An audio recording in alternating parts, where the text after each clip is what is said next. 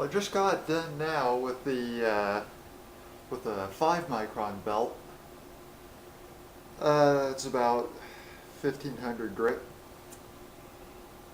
and looks like the wire edge is starting to go away a little bit. That's one thing. After you go up higher and higher in grit, what's going to happen is the wire edge is going to start becoming harder and harder to see. And it's going to start getting smaller and smaller, and eventually once you go up high enough, certainly the 1500 grit, it's actually just going to knock the wire edge completely off, and you're going to get a very smooth, slick, very, very sharp edge. Because right now it's completely not visible. With the 9 micron belt, it was still slightly visible. I was even having trouble seeing it with my naked eye. What I was having to do is visually inspect it. I was on my knees here, inspecting the belt. And I was looking at the edge as it was resting up against the belt, and with the 9 micron belt, I could just make out a little bit of a contrast between the very, very edge of the blade and the surface of the belt. And now even that isn't visible anymore. And so now, once the wire edge is gone, to judge the belt's effectiveness, well, you can do several things. One is you just carefully you can feel along the edge here.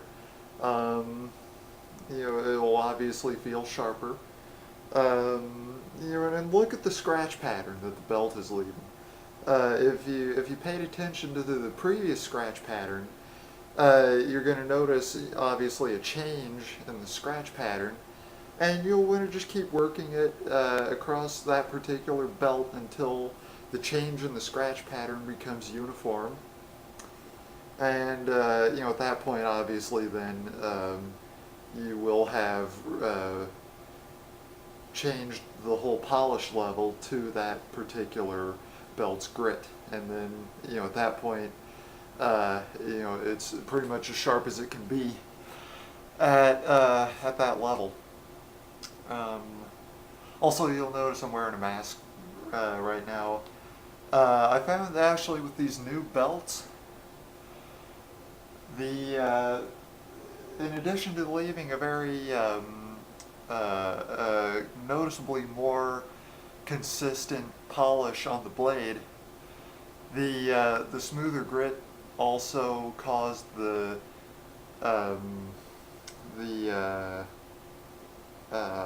filings, I guess you could say, from the blade.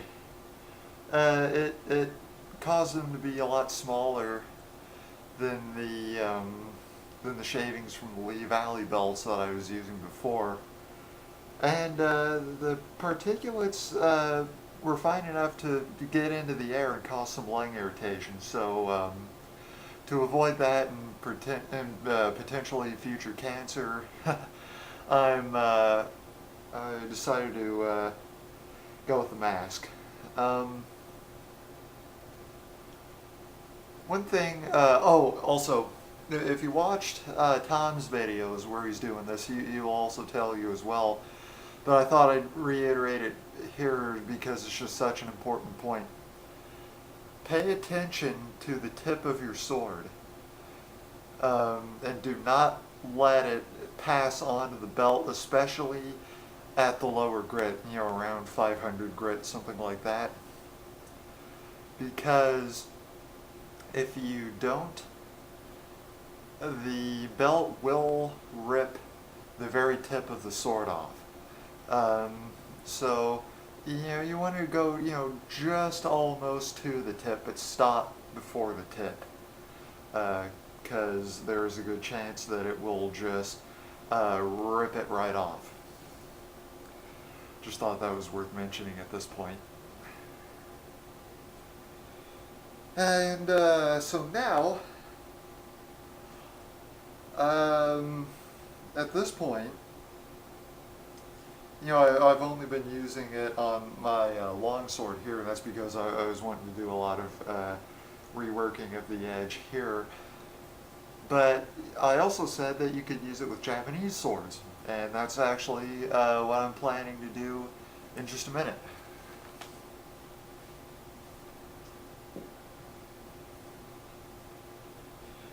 Now the thing about Japanese swords is, if you have one with any activities in the steel that you want to preserve, such as the hamon here, or the cosmetic or geometric kisaki or yokote or whatever you have here, you're going to need to pay attention to a few aspects of what's going on here. Actually, the reason why I haven't been using the sword in any of the lower grit belts so far is because I already have this, the edge here polished up to 2,500 grit, and also, I did a lot of work, acid etching the hamon and everything like that, and so I didn't want to do a whole reshaping of the side of the blade with the 25 micron or even the 12 or 10 micron belts, because then after that, I would have had to take sandpaper again, smooth out all the lines from those belts, re-etch the hamon, and basically redo all the work that I just did on it. And it's sharp enough. It's almost shaving sharp as it is, so I didn't really have to reduce the edge down to those grits anyway. But since I wanted to refine the edge here even more, make it even more hair popping, I'm going to start the edge here on the 5 micron belt, because it's from here on out it's going to improve the previous polish that the edge had, but it's also fine enough that it's not going to do any reshaping of the blade. So what I'm going to do is I'm going to put it on the belt so that, let me get a belt for example here. Okay, let's say that the belt is coming off of the belt sander. Let's see. Maybe the belt is a bad idea to use as an example, but what I'm gonna do is, let's say my hand is the belt here. I'm going to make it so that the blade is going to be against the belt about like that. So the geometry is going to be preserved, but only just the very edge is going to be in contact with the belt above the hamon line. Okay? So just above this line, okay, is where the belt is going to be, so that the part of the steel here is harder. It's not going to leave as a noticeable scratch pattern, and it's also the objective here is not to touch this activity in the steel here. It won't affect it. It wouldn't affect it functionality wise, but just for aesthetics, I want to leave that alone. And so basically, I'm just going to keep the blade's geometry the same as it is, You can see by the reflections when I did a little reworking on this blade before, I gave the side just a little bit of Niku, okay? Just a little bit. You can see how the reflection reacts to the G. All right, that already gave it a little bit more strength than it originally had.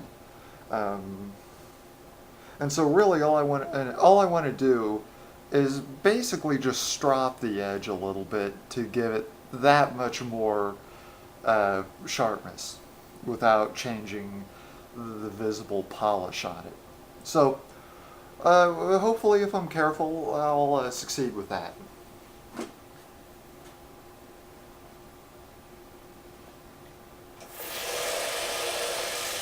Oh, I also wanted to note that also, in addition to avoiding the Hamon, I'm also going to avoid the whole Kisaki area so that the Yokote line there is not blurred at all. Even on the very edge, I just want to be careful of that because the polish level is already very high anyway. I gave the Kisaki a 3000 grit polish, and I just I did a lot of work to keep it crisp like this, and so I just want to keep that.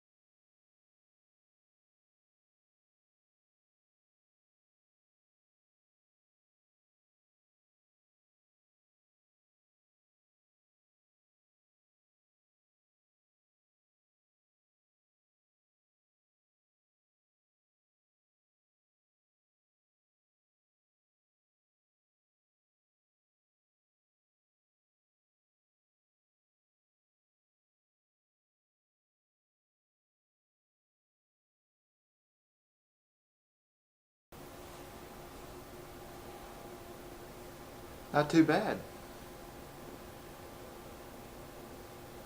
I really can't see any visual evidence that anything has been done to the blade.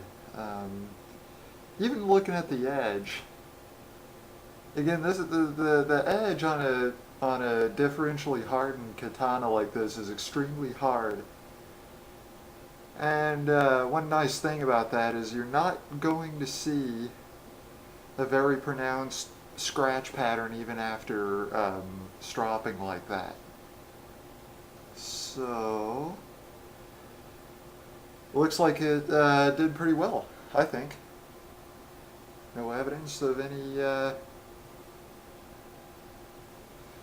me give you a better view. There.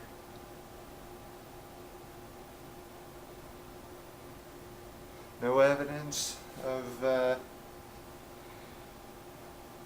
any kind of